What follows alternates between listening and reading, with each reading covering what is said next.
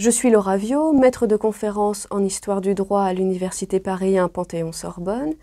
Ma thèse, soutenue en 2018, portait sur les mécanismes de gestion des conflits dans l'espace aquitain au Moyen-Âge, entre le 8e et le 12e siècle.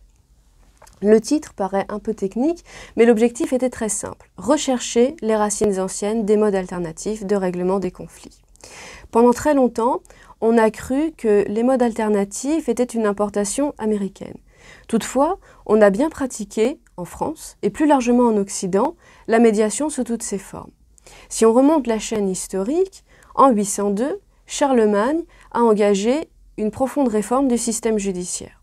Le tribunal était présidé par un comte et un évêque, mais la charge de rendre la décision incombait à deux catégories de personnel judiciaire. La première catégorie correspond aux juges qui connaissaient le droit. La deuxième catégorie, elle, correspond aux médiateurs qui connaissent les hommes.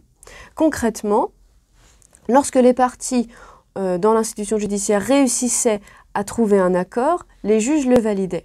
Lorsque le conflit était beaucoup trop envenimé pour trouver un accord ou tout simplement que les parties ne le souhaitaient pas, les juges rendaient un jugement et les médiateurs intervenaient ensuite pour faire accepter le jugement aux parties. Donc cette période, qui va du 8e au 10e siècle, est largement marquée par la collaboration au sein même de l'institution des médiateurs et des juges. Toutefois, les choses changent considérablement au début de l'an 1000, car l'Empire carolingien s'est effondré et les institutions sont devenues inopérantes. Concrètement, les seigneurs se sont emparés de tous les pouvoirs, et notamment le pouvoir judiciaire. Toutefois, il n'existe plus vraiment de moyens de contrainte. Donc le seigneur, pour rendre justice, essayait de trouver un accord entre les parties. Lorsque l'accord était trouvé, la paix se retrouvait. Mais à partir du moment où l'accord était impossible, il n'y avait pas de possibilité de rendre un vrai jugement fondé en droit, donc les parties en venaient à la violence. L'étude de ces deux périodes historiques, du 8e au 10e siècle, l'Empire carolingien, et la crise de l'an 1000, au début du 11e siècle, permet de montrer la médiation sous différentes formes.